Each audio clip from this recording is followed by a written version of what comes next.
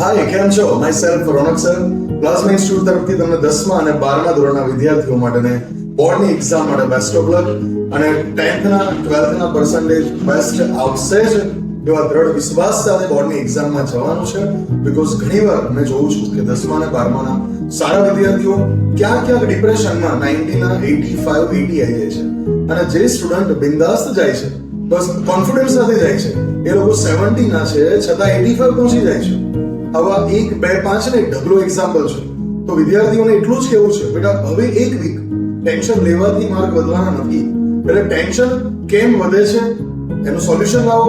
જે ટોપિક નથી ફાવતો, જે ચેપ્ટર ટફ લાગે છે, બહુ જ ટફ છે, એને ડ્રોપ આઉટ કરો. બીકોઝ જે ઈઝી છે એને કવર અપ કરો અને વધારે પડતા ટફ છે એને સાઈડમાં મૂકી અને જે મેઇન કોન્ફિડન્સ છે જે ટોપિકમાં ચેપ્ટર્સમાં એને પ્રિપેર કરો. અને જેનો ગોલ 100 આઉટ ઓફ 100 છે એ લોકોને તો અત્યારે કોઈ કહેવાની જરૂર નથી. તમે લોકો ક્યાંય અત્યારે કોઈ વસ્તુ બાકી રાખવા નથી. એ શોર્ટ ક્વેશ્ચન હોય કે લોંગ થિયરી ક્વેશ્ચન હોય. બટ પેરેન્ટ્સને પણ મને કહેવાનું થાય કે અત્યારે ઘણા બેસ્ટ ઓફ લક કહેવા માટે આવતા હોય છે. તો વાલી વિદ્યાર્થી મિત્રો, પ્લીઝ બાળકોને બહુ ના બેસાડશો. બીકોઝ 100 માંથી 20% ગેસ્ટ કે જ્યાં ક્યાંક એવું સેન્ટેન્સ કહી દે છે જેનાથી છોકરાઓનો મૂડ બગડતો હોય છે. લાઈક મારે ગયા વર્ષે મારો દીકરો હતો, એના 97% આવ્યા હતા. એ કઈ કહેવા સારું માંગે છે, બટ આપણા ચાઇલ્ડને જેને બેસ્ટ ઓફ લક કહેવાયા છે એને એમ થાય છે કે આ મને સંભળાવે છે કે હું 90 વાળી છું કે 90 વાળો છું એટલે મને સંભળાવે છે. એવું નથી હોતું, પણ છતાં એટલે એમને બને એટલું અવોઇડ કરો. બેસ્ટ ઓફ લક કેવા આવે છે, બ્લેસિંગ લઈ અને પોતાની રૂમમાં એમને મોકલી દો.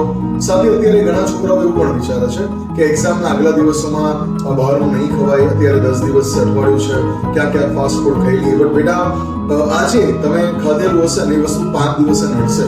અત્યારે તમે જો કે ગઈકાલની વાત છે તો ઇવનિંગ લગભગ 8 વાગે મેં પેરેન્ટ્સની જોડે જઈ અને જે ગોટો હતો એ ગોટો ફેંકાયો, જેને તમે બરફનો ગોલો પણ કહો છો.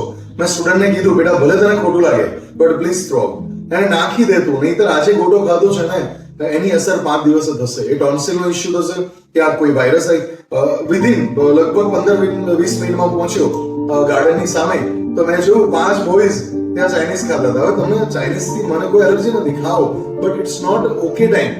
એની જે રસ્તામાં છે ઘણા માણસો તમને ખ્યાલ છે આવતા જતા છીંક ખાય છે, તો એના વાયરસ તમારે ત્યાં દરેક લારી પર પહોંચતા જ હોય છે. બીકોઝ એઝ પર સાયન્સ તમારા રીનો વાયરસ જે છે એ 20 થી 50 ફૂટનો ડિસ્ટન્સ કવર કરે છે. હવે એક શરદી તમને ખબર છે, શરદીનો વાયરસ તમને શરદી કરશે જ. અને એક્ઝામની અંદર તમે શરદીને સાચવશો કે ક્વેશ્ચન ફોકસ કરશો, રાઈટ? એટલે અત્યારે બહુ બધી નાની વસ્તુ છે, બટ બહુ ધ્યાન રાખવા જેવું છે. ક્યાંય ડ્રાઇવિંગ કરો છો, કોઈ પર ભરોસો ના રાખો, કોઈ ફ્રેન્ડ્સ પાછળ ના બેસો જો એનો માઇન્ડ સ્ટેબલ નહીં હોય. આડાઅવળી ચલાવશે, પાડશે, ફ્રેક્ચર થશે તો લાઈફ તમારી બગડશે, ફેમિલીની બગડશે. એટલે આ વસ્તુ બહુ નાની છે, તો ધ્યાનમાં રાખવા જેવી છે. તો ફૂડથી લઈને માઇન્ડ સ્ટેબિલિટીથી લઈને દરેક વસ્તુનું તમારે ધ્યાન રાખવાનું છે. તમારે 95% લાવવાને એ બહુ રમત વસ્તુ છે.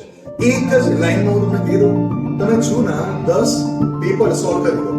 ગયા વર્ષના 3-4 વર્ષના પેપર્સ અને બોર્ડના પ્રશ્નપત્રો સાથે દરેક મેગેઝિનમાં ક્વેશ્ચન પેપર સેટ આપેલા છે.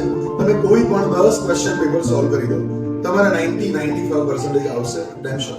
બીકોઝ તમે જ્યારે જૂના ક્વેશ્ચન પેપર સોલ્વ કરો છો અને લખો છો તો તમને ખ્યાલ આવે છે કે જ્યારે લખવા બેસો તો ક્યાં તમે અટકો છો, અને અટક્યા ઓન ધ સ્પોટ બુકમાં જોઈ લો, રાઈટ? બસ આ જ કરવાનું છે કે હવે રીડિંગ કરવાથી નહીં સેટ થાય. જો એમ વાંચવાથી જ માર્ક આવી ગયા તો તમે એક વર્ષ બહુ વાંચ્યું છે છતાં તમે માર્ક નથી લાવી શક્યા. ધેટ મીન્સ કે તમારી ક્યાંક એરર છે, અને એરર આ છે કે ક્વેશ્ચન પેપર લઈને બેસી જાઓ. તમને કેટલું આવડે છે બસ 3 કલાકમાં ટ્રાય કરો, અને દરેકમાં આન્સર કી હોય છે. આન્સર કી ના હોય તો મને કહો, આન્સર કી પર પેપર હું મોકલું. તમે મને મેસેજ કરો, સર મને 5 માસ્ટર પેપર મોકલો. તો કેમિસ્ટ્રી હોય કે એસએસ નું હોય, દરેકના પેપર્સ તમને મોકલી દઈશ. પણ મને મેસેજ કરો, હું લખું આન્સર કી સાથે મોકલીશ. અને ચેક પણ તમને ના કરવું તો મને કહો કે સર તમે ચેક કરાવી આપશો. તો અમારી પાસે આખી પેપર સેટરની ટીમ છે, પેપર સેકરની ટીમ છે. બોર્ડની એક્ઝામમાં કઈ રીતે પેપર્સ લખવું, કઈ રીતે બારકોડ લગાવવું, ખાકી લગાવવું, આ દરેક ઇન્ફોર્મેશન અમારી પાસે આખી ટીમ છે. એ તમને ગાઈડ કરશે, તમારી સાથે કનેક્ટેડ રહેશે. સાથે તમને લાસ્ટ મોમેન્ટ પર ક્યાંય પણ લાગે છે કે ના અમારે મોટિવેશનની જરૂર છે, મૂડાઉટ થયો છે, તો ઓન ધ સ્પોટ વિચાર્યા વગર ઓન ધ સ્પોટ 9601735835 પર કોલ કે મેસેજ કરી દો.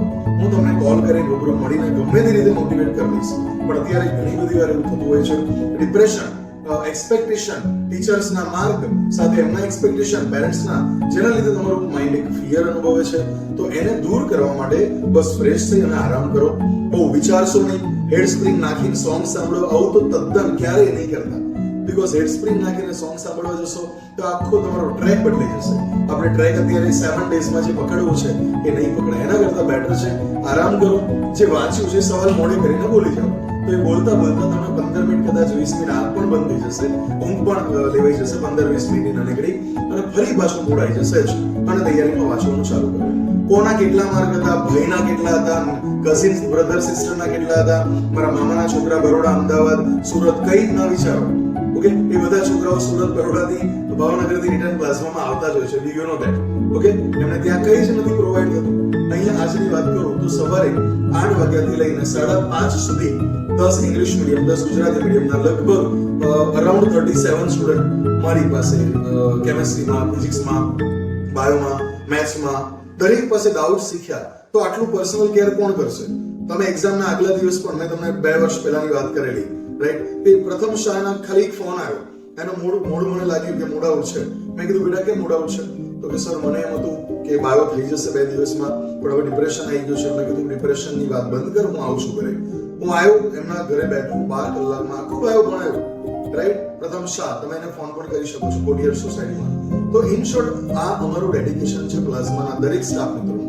તમે ખાલી કહો, અમને શેર કરો, બસ આ તકલીફ છે, અમે તમારે ત્યાં આવી જઈશું. હમણાં રિસિપ્ટ વખતે પ્રેક્ટિકલ એક્ઝામમાં ઘણા છોકરાઓની વખત તકલીફ પડી, 2-3 નહીં. સર જનરલ ભૂલી ગયા, અમે શું કરીએ? મેં કીધું બેટા ગભરાઈશ ના, ત્યાંના સરને મને ફોન કરવા દે, મેં ફોન પર વાત કરી, સર 15 મિનિટમાં જનરલ આપવા માટે અમારા જે ટીચર છે આવે છે. તો એમણે કીધું કઈ વાંધો નહીં, એમાં ગભરાવા જેવું છે શું, રાઈટ? આપણે જીતીએ છીએ, મોટું સક્સેસ છે, એનાથી વધારે કંઈ છે જ નહીં બેટા. ઓકે, તો બસ મહેનત કરો.